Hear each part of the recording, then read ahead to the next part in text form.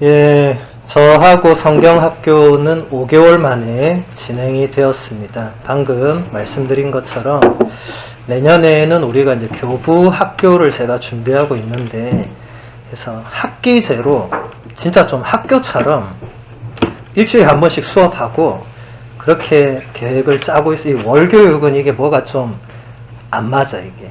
왜냐하면 손님심에 오셨는데 뭐 또 그러니까 손님심에 강의 부탁하고 이러다 보니까 성경 주제도 제대로 안 되고, 물론 손님신부님들 강의가 다 좋지만 이 학교는 좀 학교다운 이게 있어야 되니까 그건 일단 내년에 또 의논을 하기로 하고, 그래서 제가 준비한 주제들을 많이 못 다뤘어요. 그래서 또 이번 달 오늘과 다음 달밖에 없기 때문에 또 다음 달도 또 어찌 될지도 모르겠고 또 누가 오신다는데 그래서 지금 이번 달이 마지막이 될 수도 있는 것 같아서, 그래서 이번 주제는 이 성경과 도덕. 우리 지난 5월 6월 강의 주제 기억 안 나시겠지만 그때 성경의 영감과 진리, 근데 이게 똑같은 교황청 성서위원회에서 낸 책입니다. 이런 책들은 사실 신자 여러분들이 읽기에는 굉장히 어려워요. 왜냐하면 전 세계 신학자들이 모여서 한 주제로 연구해서 이런 하나를 만들어내고 이게 뭔가 우리 교황청에서 발표하는 문헌에 반영이 되거나 아니면 참고 자료로 쓰이는, 그래서 사실은 엄청난 책입니다. 그래서 성경의 영감과 진리도 우리가 그때 다 못 보고 그냥 조금 맛만 보고, 성경과 도덕 이것도 그리스도인 행동의 성경적 근거, 그러니까 우리 그리스도인들이 살아가면서 무엇을 해야 되는가를 여러분이 배우잖아요. 성당에 와서. 근데 그것의 뿌리가 어디 있는가? 성경에 있는데, 그럼 그것이 일반 윤리 도덕과 어떤 차이가 있는가? 이런 것들을 이제 다루게 됩니다. 그러니까 성경과 도덕은 같은 동요가 아니죠, 그죠? 무엇이 다른가? 그게 달라야만 일반 윤리 도덕 학자들과 우리가 어떤 차이가 있는지를 알아야 또 행위들이 근본적인 방향이 다를 수가 있거든요. 물론 일반 윤리 도덕이 중요하죠. 근데 우리는 그걸 넘어서는 뭔가가 있다는 거죠.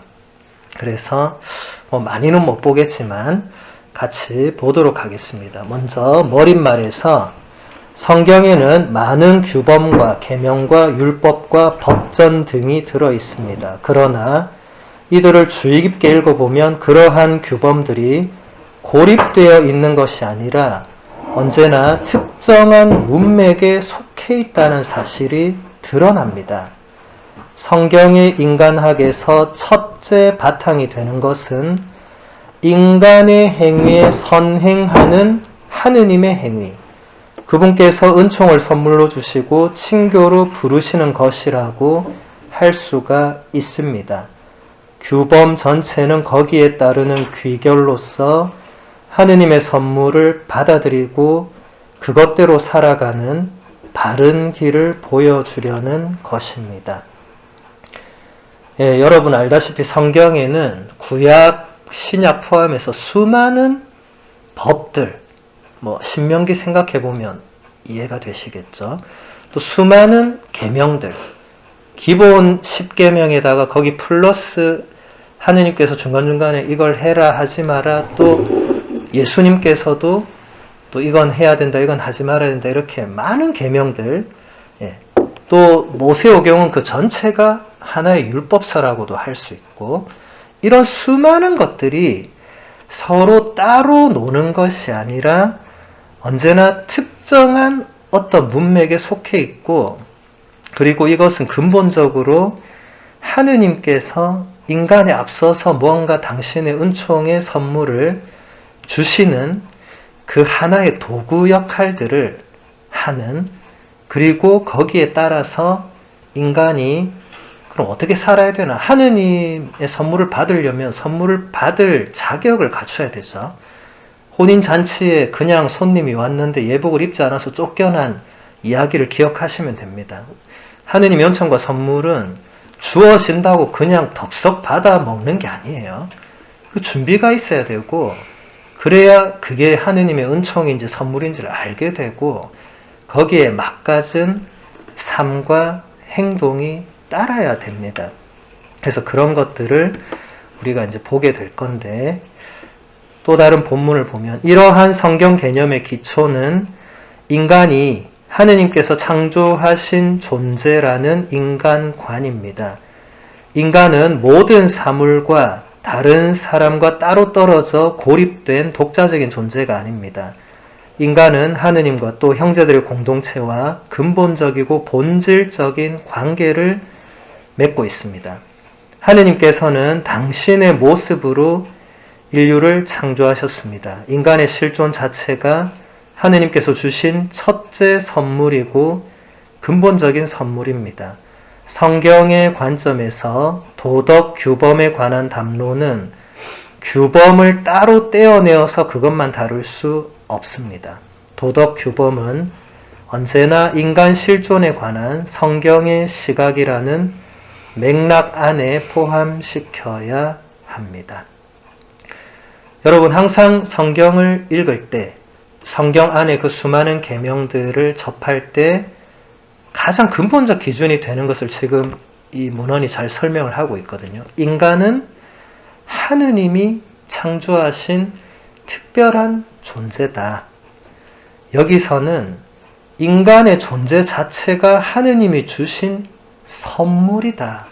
굉장히 놀라운 가르침이죠. 여러분 자신을 하느님이 주신 선물이라고 생각하고 있습니까? 그렇게 생각 못하죠, 대부분.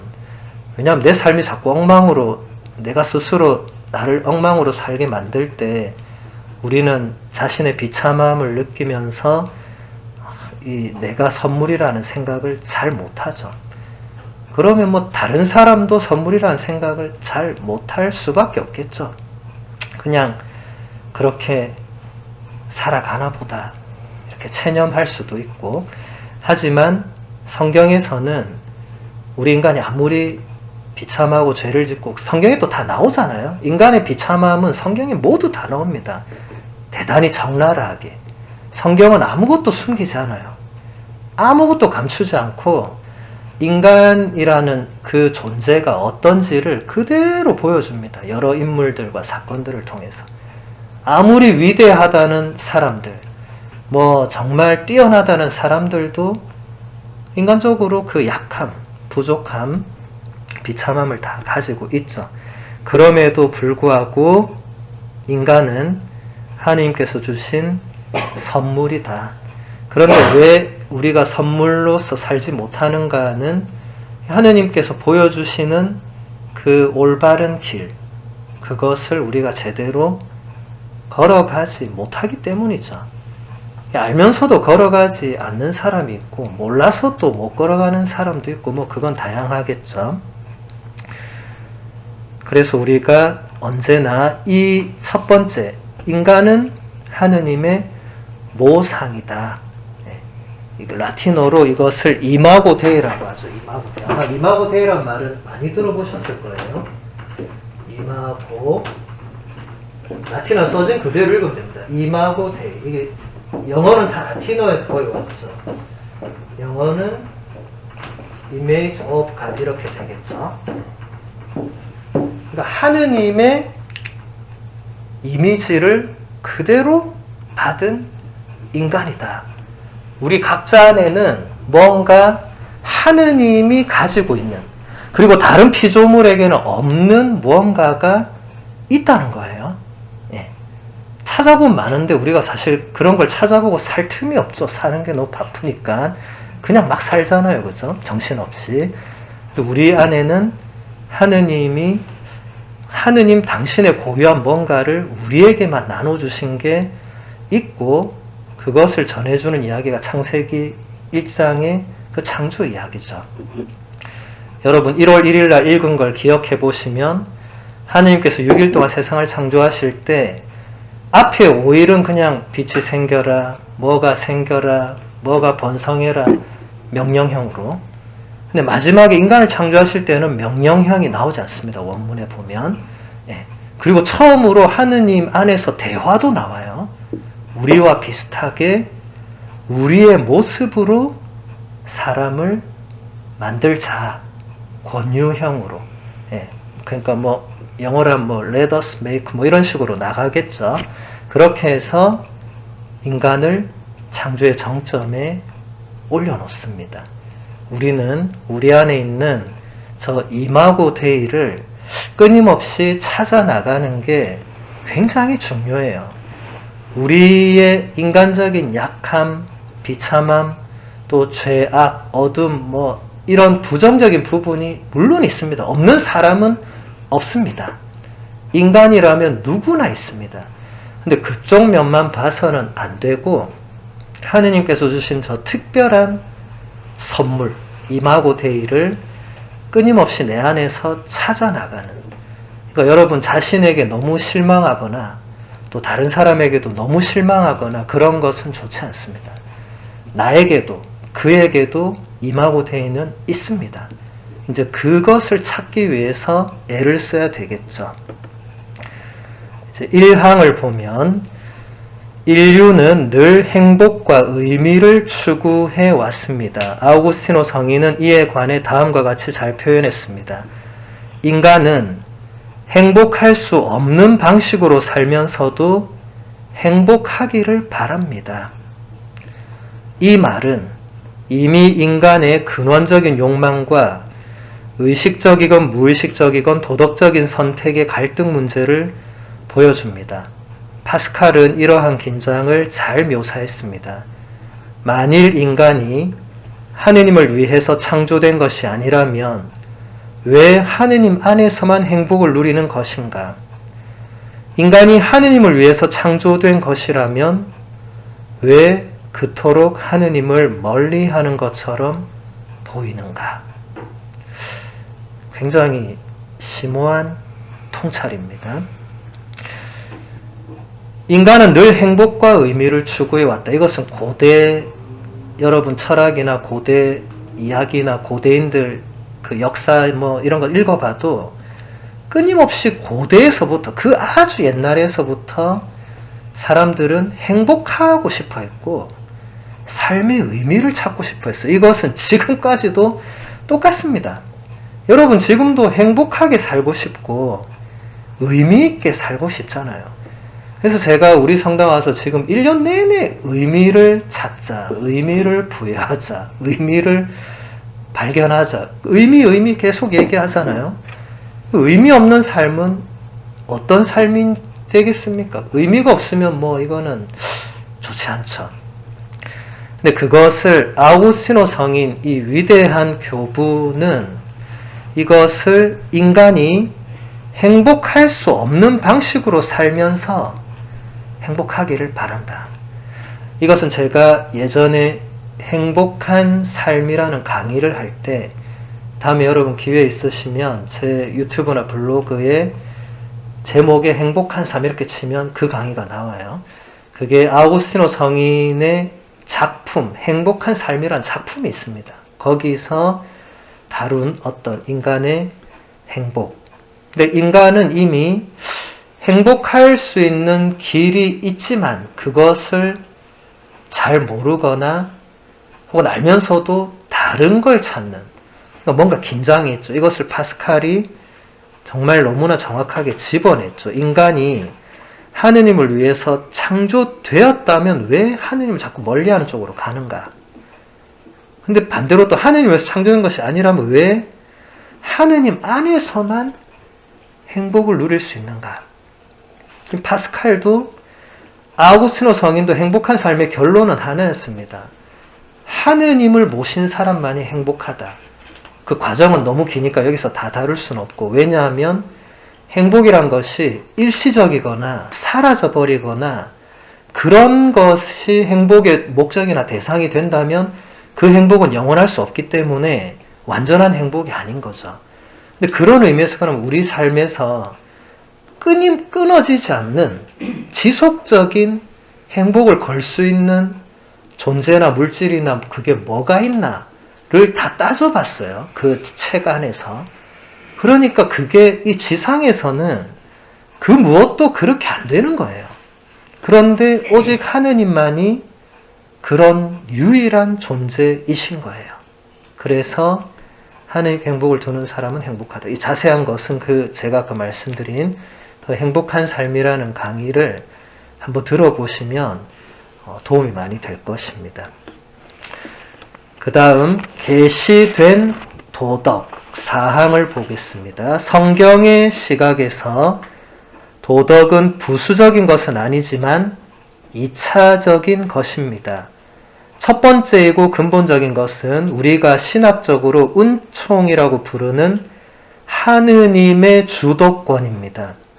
도덕은 먼저 주어진 생명과 지성과 자유의지에 근거하고 무엇보다도 온전히 무상으로 주어진 선물인 인간과 하느님 사이의 특전적이고 친밀한 관계에 근거합니다. 도덕은 첫 번째로는 인간의 응답이 아니라 하느님의 계획과 선물의 계시입니다.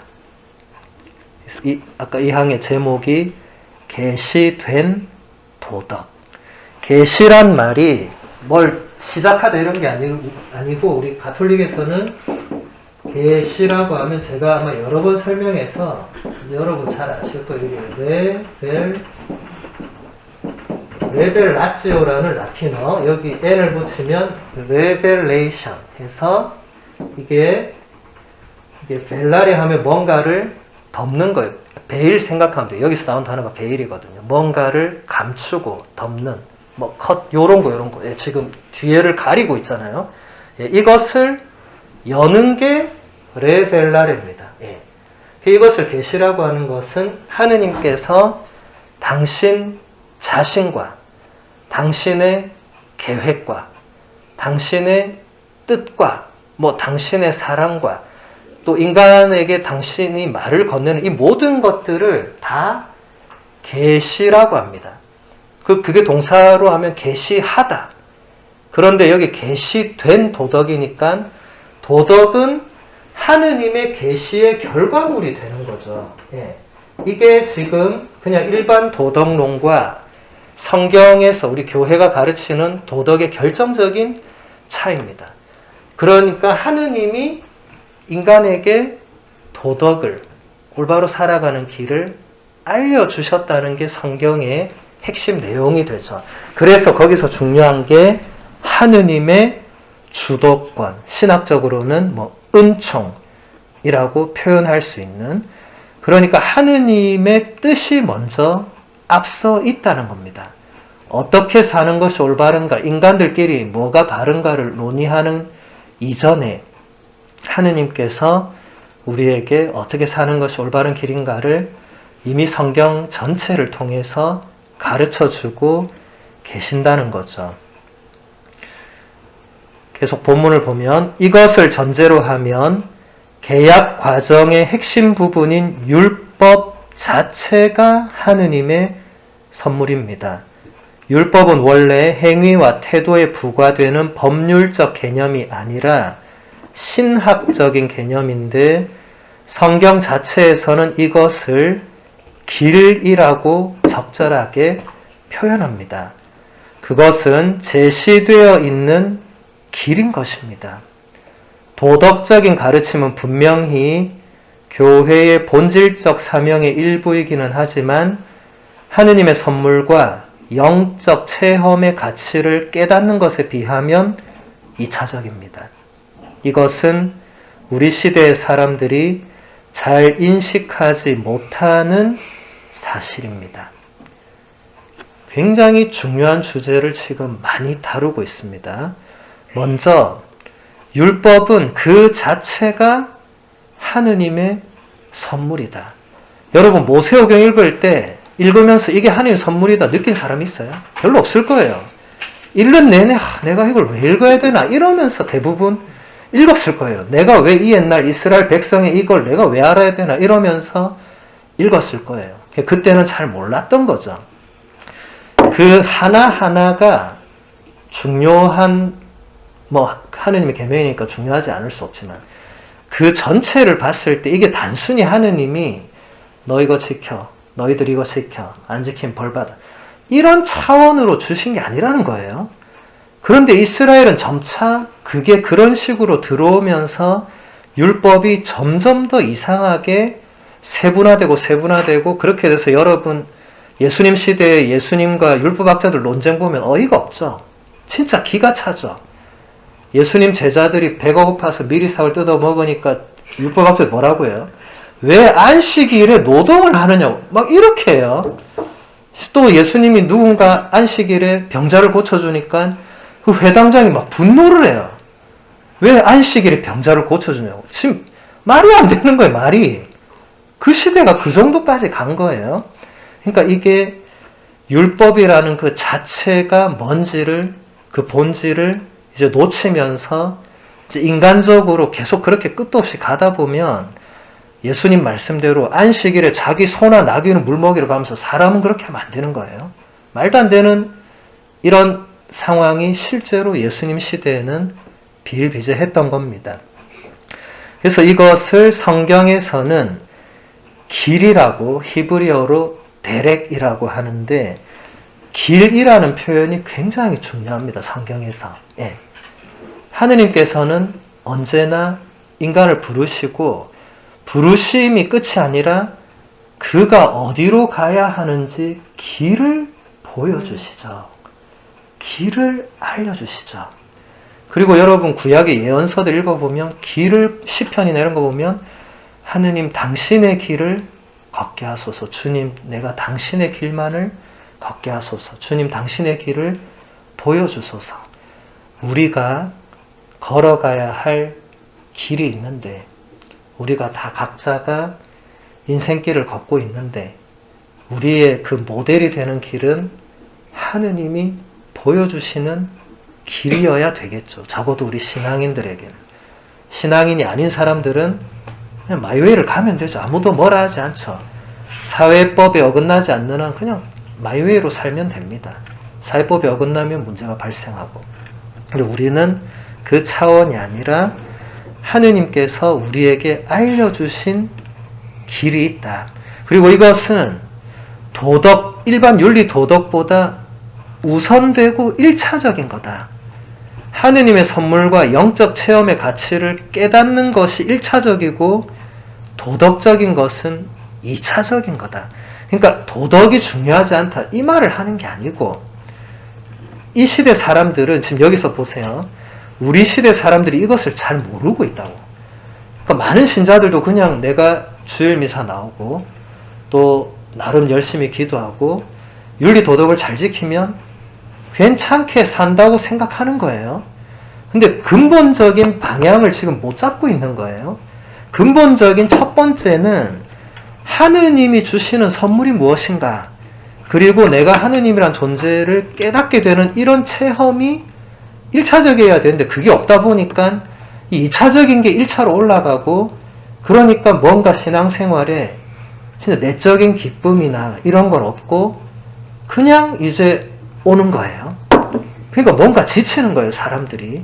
이제 신앙생활을 하면서 점점 기쁨이 없어지니까 이 신앙생활이 나에게 무슨 의미가 있나. 물론 이런 질문은 좋은 겁니다. 근데 질문에 대한 답이 자꾸 부정적으로 가는 게 되는 거예요. 무엇이 근본적인 것인가? 하느님의 선물과 영적인 체험의 가치가 우선된다. 베네딕토 16세 교황님이 첫 번째 회칙 하느님은 사랑이십니다에서 말씀하셨던 우리 그리스도교의 가장 중요한 포인트는 우리의 인생을 근본적으로 바꾸어주는 그 한 사건, 한 인물을 만나는 것이다. 그 예수 그리스도를 말하겠죠. 근데 이게 안 되니까 나머지가 다 안 되는 거예요. 그게 안 되니까. 프란치스코 교황님도 그리스도는 살아계십니다라는 문헌을 통해서 베네딕토 교황님 말씀하신 그 그리스도가 정말로 우리 안에, 우리 삶 속에 살아계신다고 말씀을 하시죠. 근데 우리가 이제 그분을 만나느냐 만나지 못하느냐가 사실 모든 걸 결정짓습니다. 제가 보기에는. 대부분 지금 코비드 때문에 뭐 여러 가지 이유가 있겠지만 제가 볼 땐 근본적으로 신앙생활 4, 50년 해도 예수님을 한 번도 못 만났으면 그 4, 50년을 하고 난 사람이 저한테 와서 신부님 저는 아직도 예수님이 누군지 모르겠습니다. 이렇게 할 수밖에 없는 거예요. 그러니까 그 사람의 탓이라기보다는 뭔가 지금 우리의 신앙생활 안에서 근본적인 것들이 제대로 뭔가 전달되거나 다루어지지 않고 있었다는 그런 반증이기도 합니다. 7항에 보면 성경의 도덕은 엄격한 도덕주의의 특성을 가지고 있지 않습니다. 오히려 넘어진 인간에 대한 용서는 하느님의 선물에 포함됩니다. 그리고 신약 성경에 분명히 나타난 것처럼 인간의 지상 행위는 그 행위를 감도하는 하느님 선물의 완성인 영원한 생명이라는 전망 안에서 전개됩니다. 이 말들이 좀 어려운데 엄격한 도덕주의는 말 그대로 그 윤리 도덕을 지키느냐 지키지 않느냐에 초점이 가는 거예요. 근데 그렇게 되면 문제가 발생할 수밖에 없어요. 왜냐하면 사람이 모든 윤리 도덕을 충실히 지키고 살기가 쉽지 않습니다.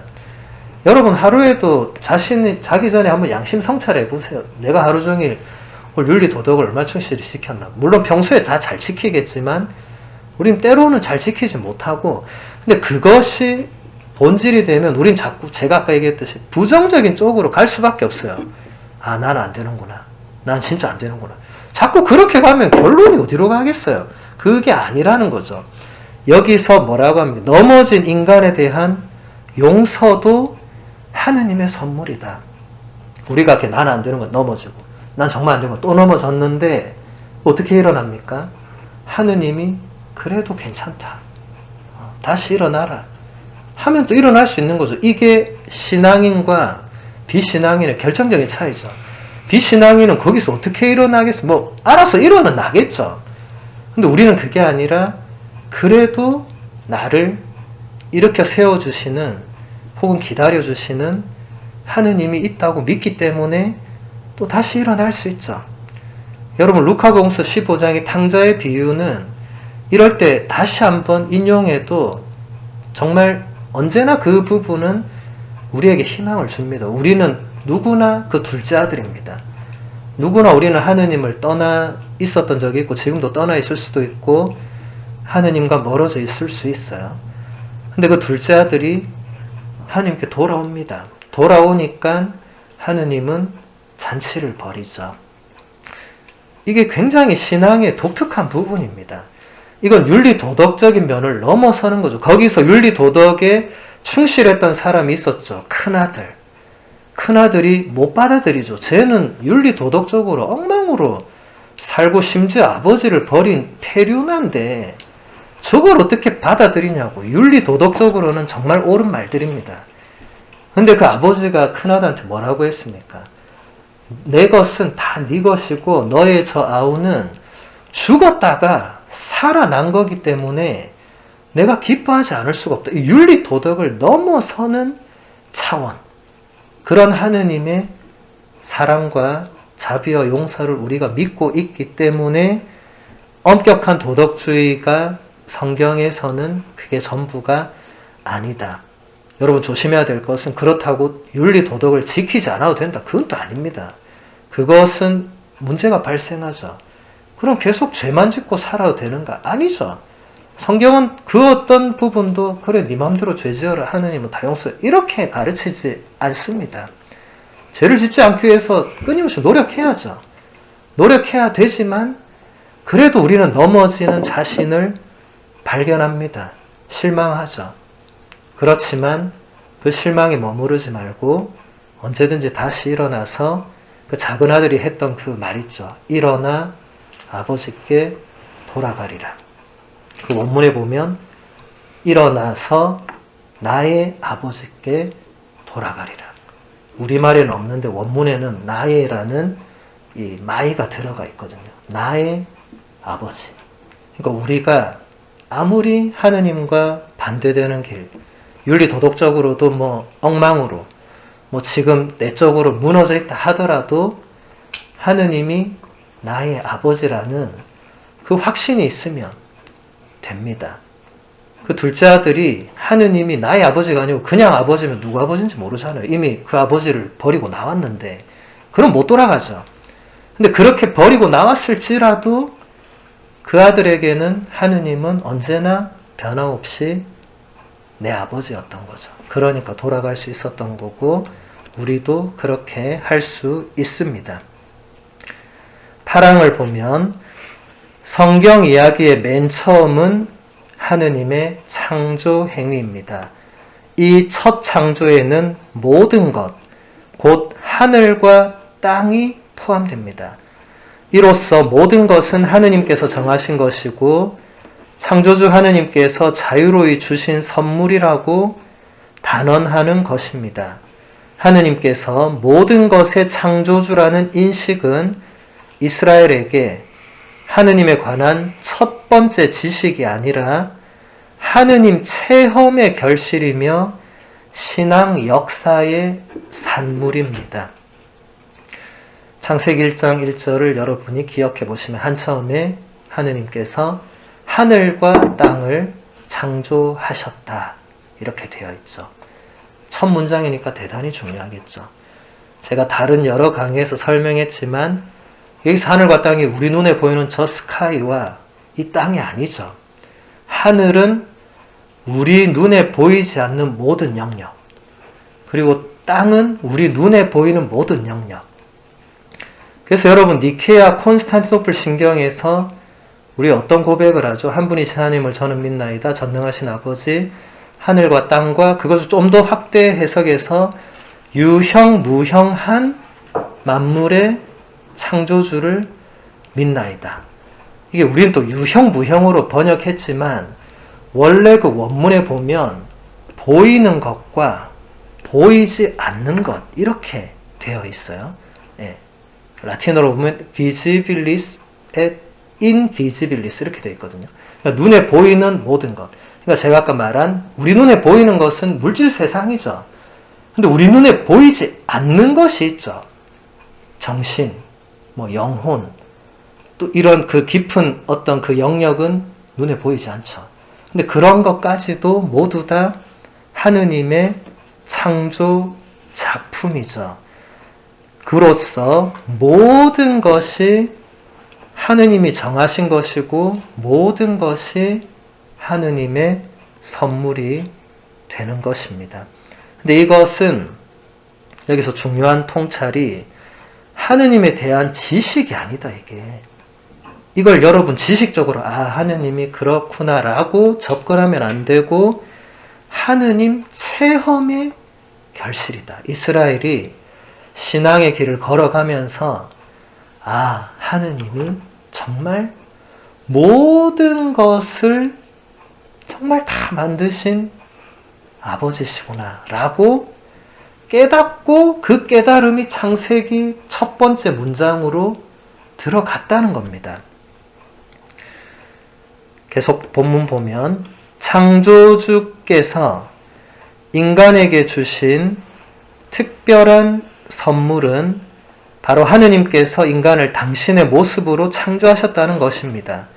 우리와 비슷하게 우리의 모습으로 사람을 만들자. 창세기 이야기의 순서에 따르면 인간은 하느님 창조의 절정입니다. 창세기 1장 26절에서 28절에서는 인간을 하느님의 대리자로 묘사합니다. 인간은 창조주와 연관되어 있고 눈에 보이지 않고 형상이 없으신 하느님께서는 당신의 피조물인 인간에게 연관되신다는 것입니다. 이것은 아까 제가 이마고 데이 설명할 때 거의 같은 맥락이니까 넘어가고 인간은 적어도 6가지 특징들 때문에 하느님의 모상입니다. 6가지 특징. 첫 번째, 이성, 곧 창조된 세계를 알고 이해하는 능력과 의무. 제가 아까 얘기했죠.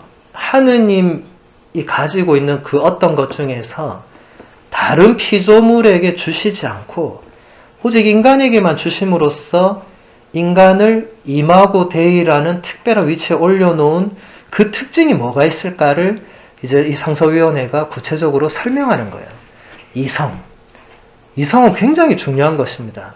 신앙생활에도 이성이 동반되지 않으면 안 됩니다.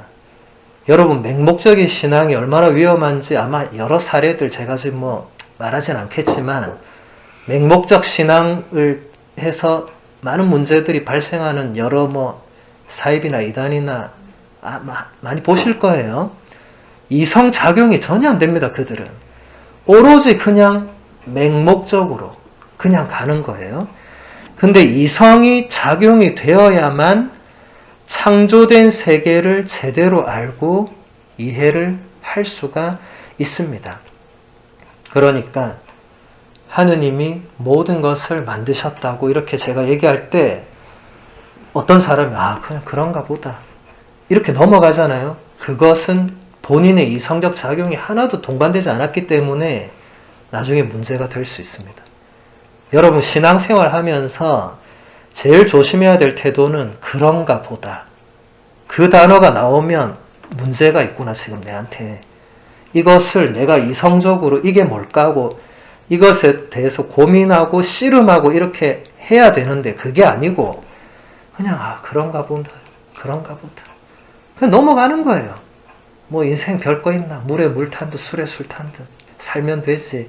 야곱은 밤새도록 하느님 천사 씨름했는데 뭐하러 그렇게 씨름하나? 그냥 내가 졌습니다 하면 되지. 그러면 신앙생활 40년, 50년을 해도 신부님 저는 아직도 하느님이 누군지 모르겠습니다 라고 할 수밖에 없는 거죠. 물론 그렇게 말하는 분들이 다 그 이유로 그렇게 말씀하시는 건 아니고 겸손의 표현일 수도 있고 여러 가지 이유와 의미가 있겠지만 앞으로도 여러분 신앙생활 하면서 그런가 보다 하면 넘어가지 마시고 왜 그렇지?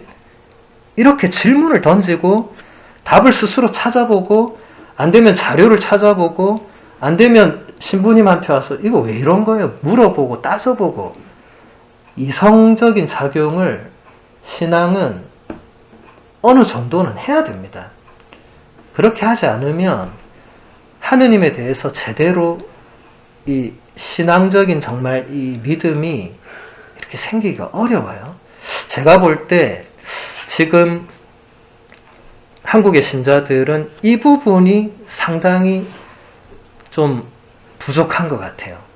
그런 작업이 이때까지 많이 없었던 것 같아요. 제 느낌에는.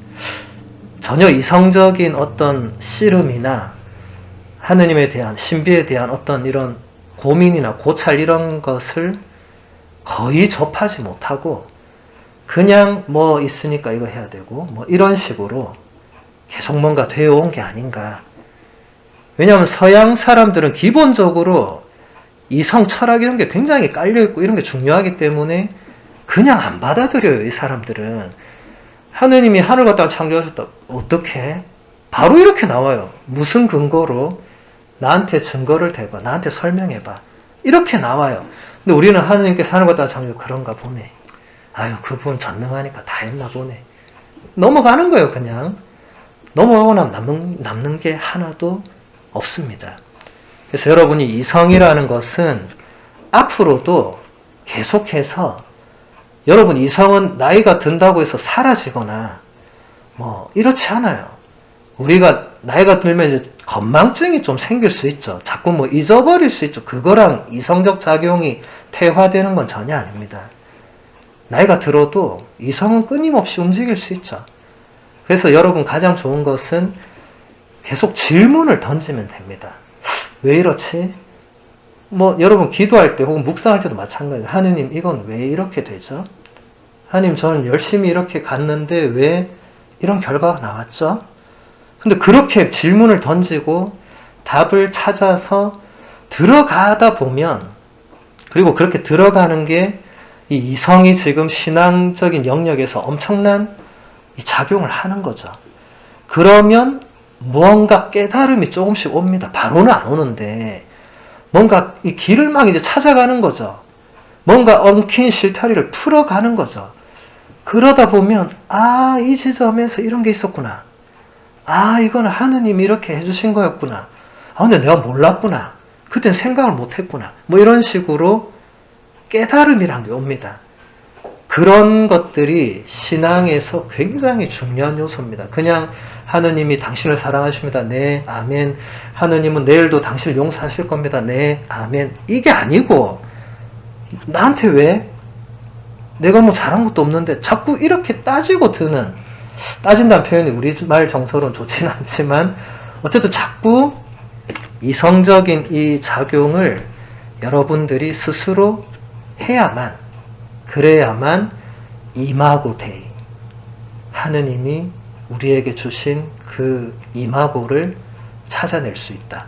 첫 번째 기억하시고, 두 번째는 좀 10분 쉬었다가 시간을 보니까 벌써 많이 돼서 조금만 쉬고 두 번째부터 계속 보도록